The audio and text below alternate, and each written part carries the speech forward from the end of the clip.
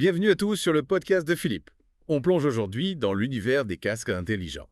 Ah oui, un sujet fascinant. On va parler du ICR, le casque révolutionnaire d'intelligent Quantum Helmet dévoilé au CES 2025. Un casque qui fait beaucoup parler de lui. Exactement. Sécurité accrue, vision panoramique, IA intégrée. On va décortiquer tout ça ensemble. D'ailleurs, si ce sujet vous intéresse, abonnez-vous à notre chaîne YouTube pour ne rien manquer. Alors, prêt pour le grand saut? Absolument, j'ai hâte d'en savoir plus. Commençons par la caractéristique la plus spectaculaire, la vision panoramique à 300 degrés. Comment ça marche concrètement? Eh bien, grâce à des caméras intégrées à l'arrière du casque. Donc on voit tout derrière nous sans tourner la tête. Exactement. Fini les angles morts, un danger majeur pour les motards. C'est un atout sécurité énorme, ça c'est clair.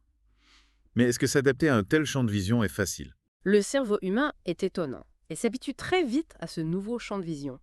Un peu comme passer d'un écran standard à un écran panoramique. Au début, c'est surprenant, puis on ne peut plus s'en passer. Et en plus de cette vision élargie, il y a un système d'alerte proximité. Oui, si on dévie de sa trajectoire ou si on se rapproche trop près d'un obstacle, le casque nous alerte. Visuellement et par un signal sonore. Donc on a une double protection contre les collisions, la vision panoramique pour anticiper et l'alerte pour réagir en cas d'inattention. Plutôt rassurant. Et si, malgré tout, un accident survient, le ICR a un système de détection d'accident. Ah oui, j'ai lu ça. Il contacte les secours automatiquement. Exactement. Après 15 secondes d'immobilité suite à un impact, le casque envoie un signal de détresse avec la localisation GPS. Une fonction qui peut sauver des vies, surtout si le motard est inconscient. Passons maintenant à la connectivité. Le ICR propose 3 modes de communication différents. Le duplex Bluetooth Mesh, le réseau mobile à portée illimitée et l'intercom sans fil PTT. Le duplex Bluetooth Mesh, c'est quoi au justo? Imaginez un réseau entre plusieurs casques. On peut communiquer entre motards même à plusieurs kilomètres de distance. Ah d'accord, c'est comme un réseau social pour motards.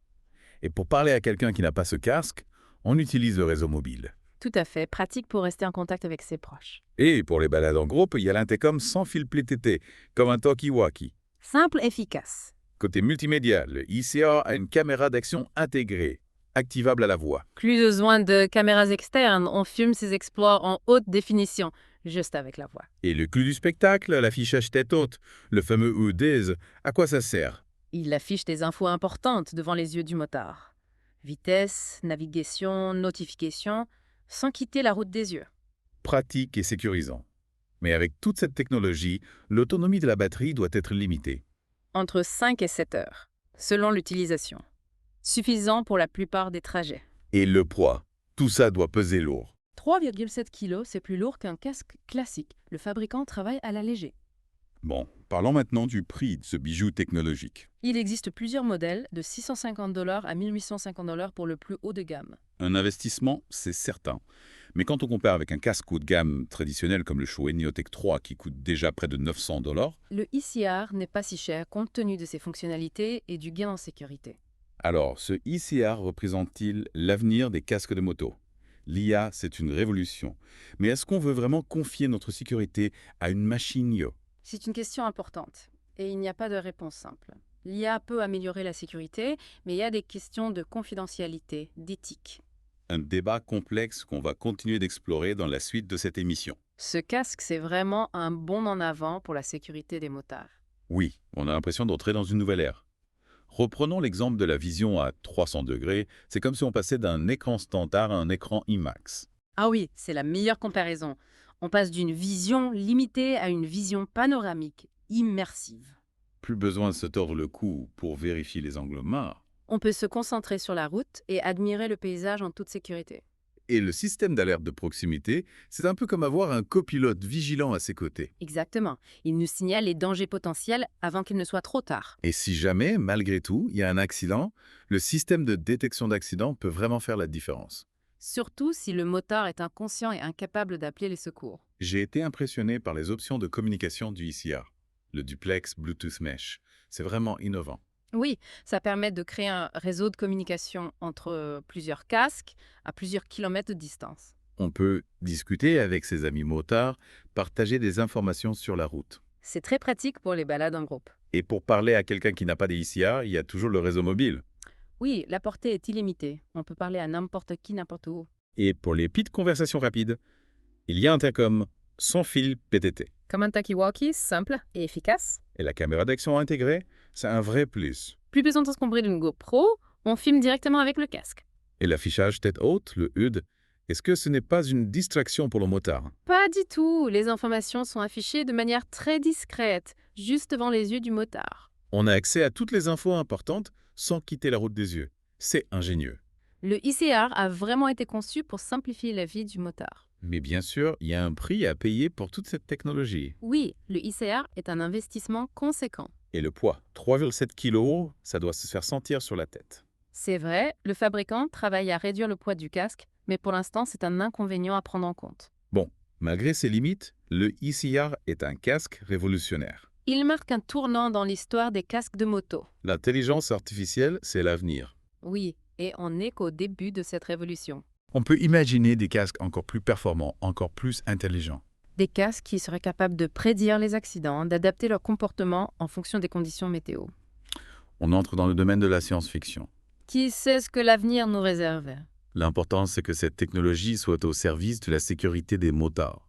Exactement. L'objectif, c'est de sauver des vies. Et si on parlait un peu des autres casques intelligents sur le marché, y a-t-il des concurrents au ICR? Oui, il y a quelques autres modèles, mais aucun n'est aussi complet que le ICR. Par exemple, Hey! Il y a le Sena Momentum 4, il a un système de communication Bluetooth et une caméra intégrée, mais pas de vision panoramique. Et le Jarvish XAR. Il a un affichage tête haute, mais son champ de vision est limité à 120 degrés. Le ICR est vraiment le plus avancé technologiquement. C'est le casque le plus complet et le plus innovant du marché, pour l'instant. Mais au-delà des gadgets et des fonctionnalités, ce qui compte vraiment, c'est la sécurité. Bien sûr. Et le ICR semble répondre à cette exigence. Alors, est-ce le casque du futur? Seul l'avenir nous le dira, mais il ouvre la voie à une nouvelle génération des casques de moto. Des casques plus sûrs, plus intelligents, plus connectés. Exactement. Mais le ICR n'est pas parfait, il a aussi ses limites. On en a déjà parlé, le prix, le poids. Il a aussi la question de la fiabilité de la technologie. Avec autant d'électronique embarquée, il a toujours un risque de panne. Et en cas de panne, que se passe-t-il?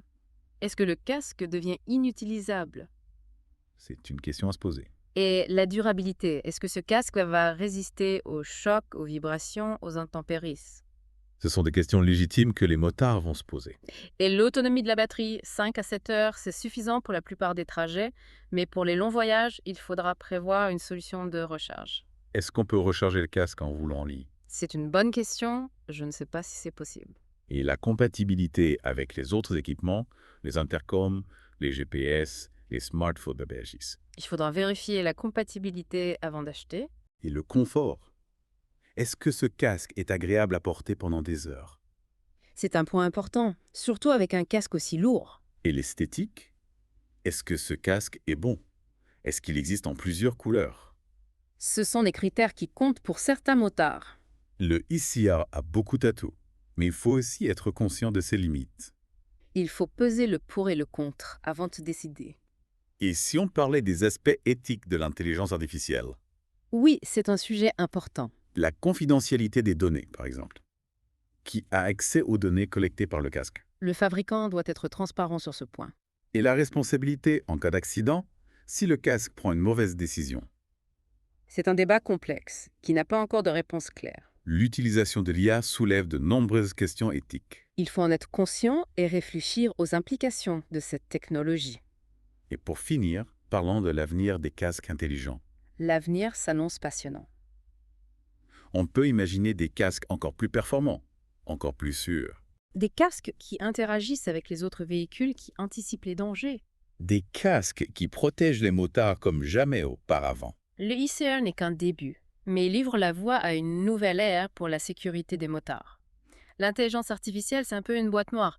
On sait que ça fonctionne, mais on ne sait pas toujours comment. C'est vrai, et ça pose la question de la confiance. Comment être sûr que le système de détection d'accidents va bien fonctionner? Les certifications sont importantes. Le ICA a déjà la certification DOT. Oui, et les tests SNEL et ECE sont en cours. Mais la transparence du fabricant est essentielle aussi. Il faut savoir comment les algorithmes fonctionnent. Et il faut être conscient des limites de la technologie. Un casque ne peut pas tout faire. Exactement. La prudence et le bon sens restent indispensables. En tout cas, ce ICA, c'est une innovation fascinante. Oui, il ouvre des perspectives incroyables pour la sécurité des motards. Il faut l'aborder avec un regard critique, bien sûr. Peser le pour et le contre, et ne pas oublier les enjeux éthiques de l'IA. C'est un débat important et on vous invite à y participer dans les commentaires. On arrive à la fin de notre exploration du ICR. J'espère que ça vous a plu. Merci de nous avoir suivis dans cette plongée au cœur de l'innovation. On se retrouve bientôt pour un nouvel épisode du podcast de Philippe Pecan.